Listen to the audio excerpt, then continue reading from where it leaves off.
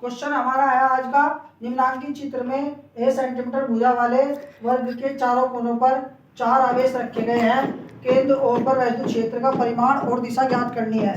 तो ये हमारा केंद्र है यहाँ पर वर्ग का, और इस पर हमें क्या निकालना है, तीव्रता। तो एक आवेश प्लस क्यू है, एक 2 क्यू है। अब इनके बीच की दूरी हमें पता नहीं है किसी के भी, तो लेकिन भुजा पता है, तो हम वर्ग का विकर्ण निकाल देंगे। तो वर्ग का विकर्ण का फार्मूला क्या होता है, √2 गुणा भुजा। तो √2 गुणा भुजा, तो भुजा कितनी है बच्चों, a सेंटीमीटर। तो √2 गुणा a सेंटीमीटर हमारा पूरा विकर्ण आ जाएगा यहाँ से यहाँ तक का। तो यहाँ से यहाँ तक की दूरी हम r मान लेते हैं। ये r दूरी कितनी आएगी, ये विकर्ण की आधी आएगी। तो विकर्ण का आधा करेंगे तो √2a/2 आ जाएगा। √2 से 2 काट देंगे तो यहाँ √2 आ जाएगा, तो a/√2 आ गई। तो r की वैल्यू हमारी a/√2 आ चुकी है सभी के लिए, सभी चारों आवेशों के लिए। तो अब हमें क्या निकालनी है, तीव्रता। पहले हम क्या करेंगे, प्लस प्लस वालों के कारण निकाल लेंगे तीव्रता, और फिर हम माइनस माइनस वालों के कारण फिर उनका परिणामी निकाल लेंगे। तो प्लस क्यू आवेश के कारण केंद्र O पर तीव्रता, प्लस क्यू आवेश के कारण केंद्र O पर तीव्रता। तो केंद्र O पर तीव्रता किस तरह निकाल लेंगे, सूत्र लगाएंगे, E1 बराबर 9 गुणा 10⁻9। आवेश कितना है Q, और बीच की दूरी कितनी मानी है हमने, r²।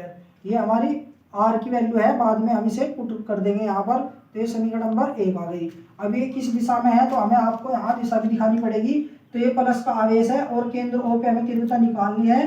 तो प्लस Q क्या करेगा, प्रतिकर्षित करेगा। जिस बिंदु पर हमें कोई भी तीव्रता या बल निकालना होता है उस पर हमें परीक्षण आवेश Q0 मान लेते हैं, जिसका मान बहुत ही कम होता है। तो जब प्लस Q पे प्लस वाला आवेश ये बल लगाएगा तो प्रतिकर्षित करेगा, तो तीव्रता की दिशा इधर आएगी, E1।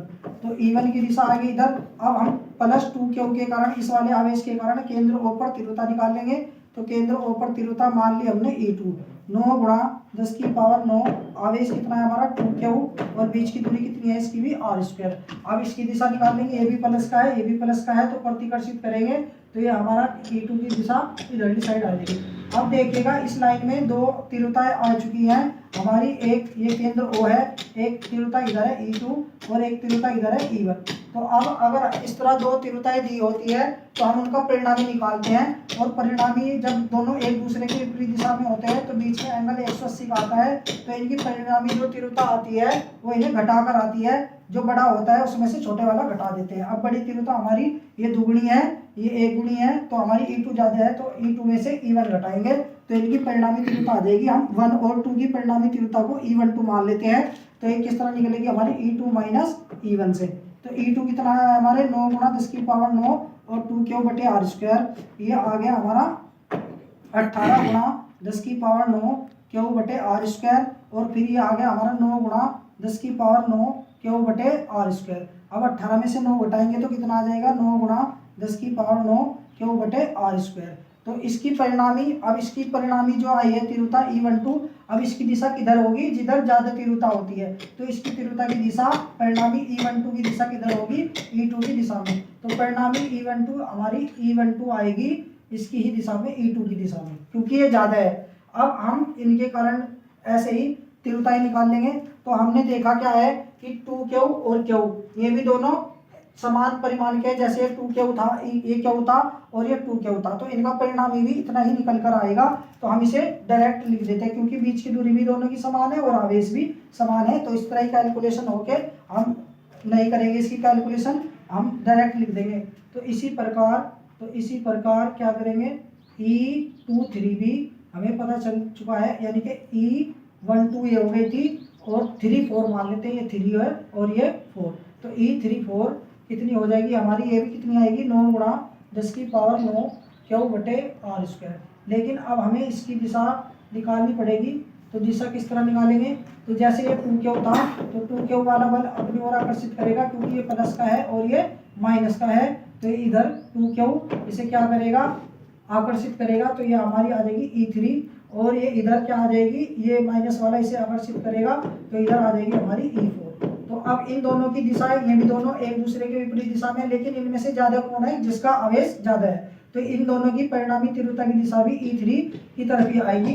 तो इधर की साइड इसकी तीव्रता की दिशा आ जाएगी E34। तो E12 की दिशा इधर की साइड थी और E34 की दिशा भी इधर की साइड है। अब इनके बीच में एंगल कितने का है, क्योंकि हमें इन दोनों की भी परिणामी तीव्रता निकालनी होगी। तो परिणामी तीव्रता देखने के लिए हमें बीच का कोण देखना पड़ेगा। अब वर्ग के विकर्ण हमेशा एक दूसरे को 90 डिग्री पर प्रतिच्छेद करते हैं।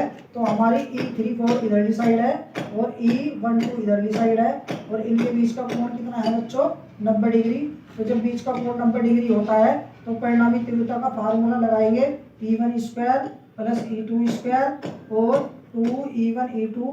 आप जैसे यहाँ पर कोस 90 रखेंगे तो कोस 90 की वैल्यू कितनी आ जाएगी, यहाँ से 0, तो ये सारा छूट जाएगा और अंडर रूट, यानी कि E1 square plus E2 square. लेकिन हम क्या देख रहे हैं कि E12 की भी वैल्यू इतनी है और E34 की भी वैल्यू इतनी है, यानी कि आपस में बराबर है। तो E12 बराबर है E34 के। तो जैसे ये वैल्यू दोनों इक्वल होती है तो हम मान लेते हैं यहाँ भी E12 आ जाएगा और यहाँ पर भी कितना आ जाएगा, हमारा E12 आ जाएगा। तो इसे हम अगली लाइन में लिख देते हैं। तो E बराबर आ जाएगी हमारी परिणामी तीव्रता, तो E12 रहा और दूसरी भी E12 ही रही यहाँ पर, तो दोनों का स्क्वायर का अंडर रूट कर देंगे। तो E12 स्क्वायर जैसे x square plus x square कितना होता है बच्चों, 2x स्क्वायर, तो ऐसे ही 2E12 का होल स्क्वायर आ जाएगा ये अंडर रूट के अंदर। तो E बराबर आ जाएगा, इसका तो स्क्वायर हट जाएगा, E12 बाहर आ जाएगा और अंडर रूट 2 अंडर रूट के अंदर ही रह जाएगा। तो परिणामी तीव्रता हमारी आ चुकी है। अब रूट 2 को हम पहले ले लेते हैं और E12 की वैल्यू यही लिख देते हैं जो E34 की है, क्योंकि दोनों एक दूसरे के बराबर है, Q बटे R स्क्वायर। तो हमारा ये इसका आंसर आ चुका है परिणामी तीव्रता का। और तीव्रता का मात्रक क्या होता है बच्चों, न्यूटन प्रति कूलम। अभी तक हमने इसमें अगर देखे जाए तो हमने एक गलती अभी कर रखी है इसमें, जो हम आपको बताएंगे। हमने ये सारा क्वेश्चन निकाल लिया है, लेकिन वैल्यू जो दी हुई थी वो हमारी ए में दी हुई थी भुजा, और हमने इसे आर को माना था, ये माना था, तो हमें आर की वैल्यू वापस रखनी पड़ेगी। तो आर की वैल्यू रख देते हैं इसमें। तो रूट 2 9 गुणा 10 की पावर 9 क्यू बटे आर की वैल्यू कितनी है बच्चों, ए बाय रूट 2। तो जब स्क्वायर करेंगे तो ए स्क्वायर बटे 2 हो जाएगा। तो ये 2 ऊपर जाएगा, तो ये 2 जब ऊपर जाएगा तो ये हो जाएगा 2 रूट 2 और गुणा 9 गुणा 10 की पावर 9 और क्यू बटे ए स्क्वायर। यही इस क्वेश्चन का आंसर था।